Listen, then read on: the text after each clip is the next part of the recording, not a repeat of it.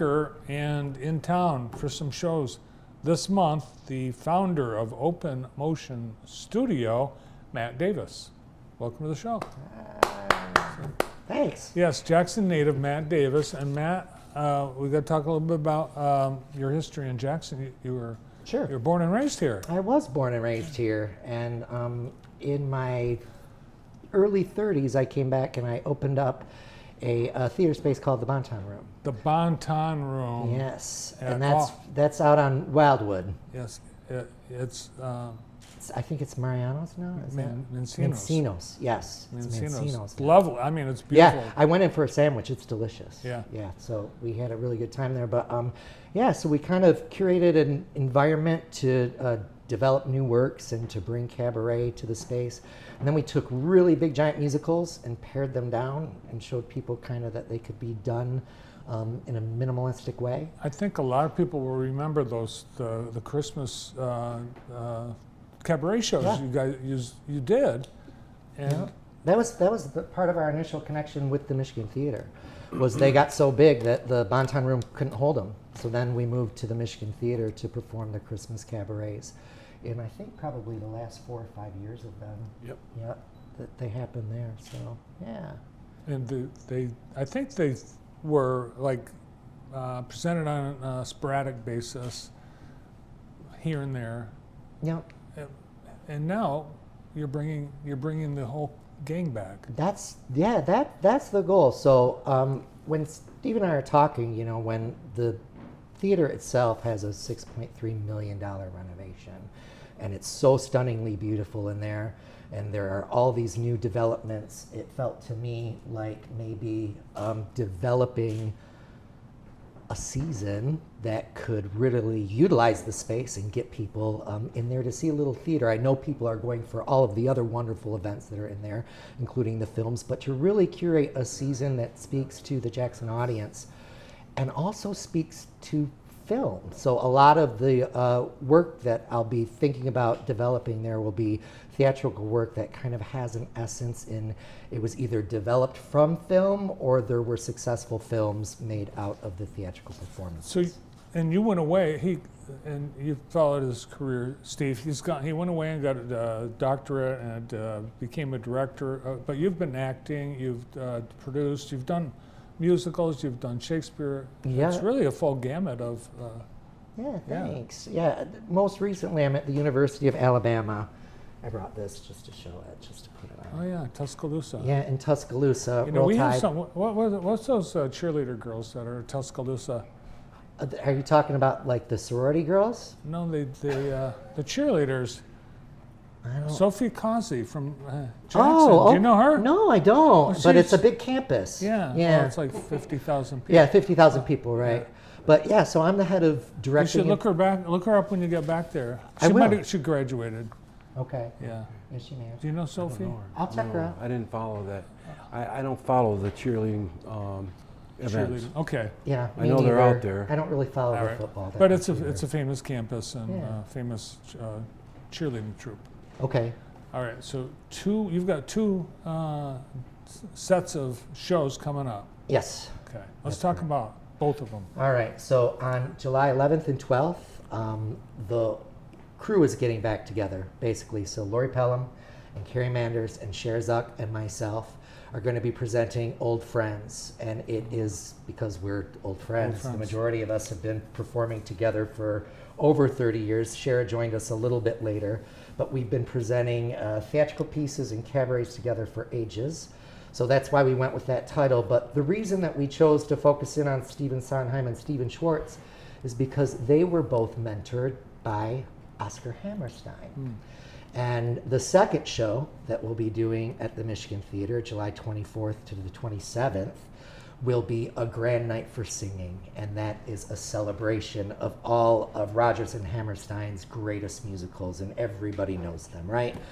Oklahoma, The Sound of Music, The King and I, Cinderella, and it's a collection, a review that features the greatest songs, and we have some of the greatest singers in the region that came out and sent me videos, and we explored them singing some of the material, and so we have 5 excellent singers. They had to audition to be in the show? Yes. Oh, did Steve make it?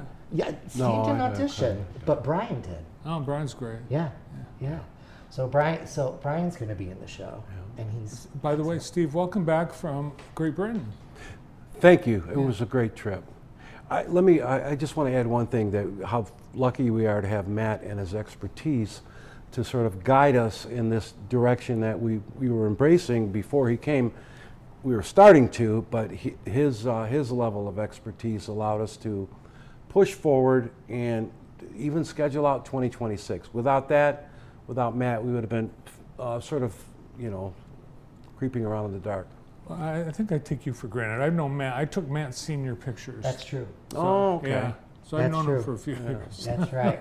That's right. I used to work at Renata Perry, and I used to make. They had delicious sandwiches. They were good. All right. Yeah. So yeah, I used to work But there. without his guidance and he's the real deal, and that's what we needed.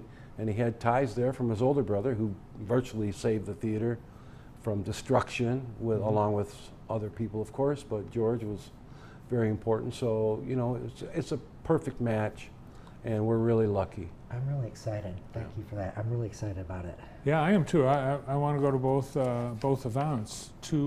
Are they weekends? They are. So Old Friends happens on the 11th and the 12th, which is a Friday and Saturday evening. And then Grand Night for Singing is the 24th to the 27th. And so that's a Thursday, Friday, and Saturday evening, and then a Sunday matinee. Oh, cool. And you're going to be singing in both shows? No, I'll only be singing in the first show. Okay. So I'll be singing in Old Friends with Lori and Carrie and Shara. And then we have my friend Leveda, Dr. Leveda Harrison, coming from the University of Alabama to sing with us. And then the Grand Night for Singing features Marcus and Tiffany Sheldon, who I've gotten to know, who are fantastic, Christy Stevens, Emma Mackey, who was a former student, well, not student of mine, but I worked with at workshops at Lumen Christi, and now she's heading off to New York to move to follow her dreams. And then Brian Tucker. So that is our cast for that show. And then we have some additional guest singers too. Give us an example of what songs might be in the Sondheim and Schwartz. Sure. I think people are very familiar with Wicked, right? So they can expect a couple of tunes from Wicked. I think a lot of folks know Into the Woods. I'm actually doing a song from the film version of Dick Tracy that starred Madonna. That was the music for that was written by Stephen Sondheim. So I think they'd be surprised by how many of the tunes that they'd know in that show, Godspell and Pippin, a lot of musicals that they might not connect Stephen Schwartz's name to, they're very familiar with. Yeah, you know the music, you might not know the composer. Yeah, I think that happens a lot. I was looking at your credits. You started, I think the first thing you did on stage in Jackson was Center Stage Jackson show. Yeah. So, well, the very first thing I did was with Barb Palmer, was children's theater. I did Willy Wonka and the Chocolate Factory, and Barb Palmer was responsible for my development and interest in theater.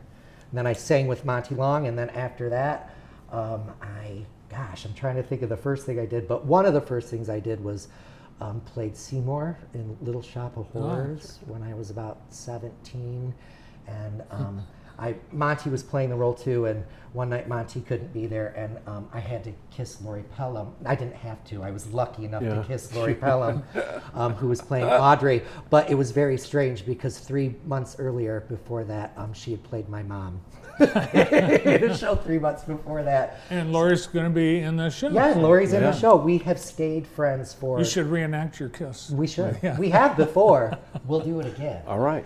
I know you've been trying to get this to happen for a few years. Yes, we were interrupted by COVID. Matt, we actually had it all on the books and the calendar, remember?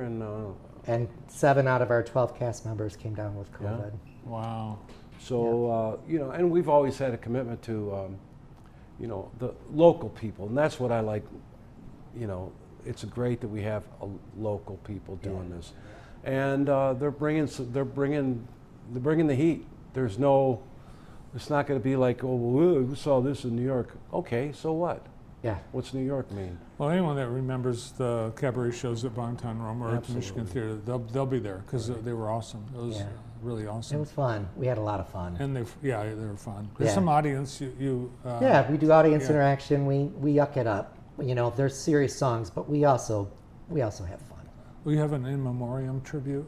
To whom? Well, maybe people who aren't in the show. Oh, yeah. We could do that for Ellen Tuttle. Yeah. Okay. Steve, you mentioned before the show something happening in September. Yeah, September 21st. A really good friend of mine. In fact, he hired me when I was 17 in Ypsilanti to work at Grinnell's delivering pianos. Craig Playford. This When building was a Grinnell Brothers piano Yeah. store. Was it? Yeah, in 1908. 08. It was. I'm not No. kidding. Yeah. Look, 1908? Yeah. That might be wrong. Okay, so Craig Playford, and then we became friends. I worked for him. I called him Mr. Playford the first 8 years I knew him. He was only 2 years older than me, but I didn't know. He had this executive air. And Craig, we're going to have a tribute to him, Mr. Playford's House band, Parenthetical Expression, and that's going to be a Sunday afternoon. Craig has been ill, and we want to make sure that Craig will get up and play and have fun with everybody and all the lives that he has touched. Students, grown-up musicians, you know, all of us went through and bought strings, guitars, started all our kids. He hired me in '72, and he ended up hiring Brian 35 years later. That's awesome. It's, you know, here in Jackson. That's awesome. And he's a good friend, and that's going to be 3 o'clock on September 21. Please mark your calendar. We'll certainly remind everyone as we get closer to that. But in the meantime, get your tickets and make plans to come to both shows. Yeah, Both. we would love it. Absolutely. Please come to both. They're both different and both great. It's going to be Great. amazing. Looking forward to it. Thanks, guys. Thank you. Thank you, Bart. You bet. Matt Davis and Steve Tucker. We've got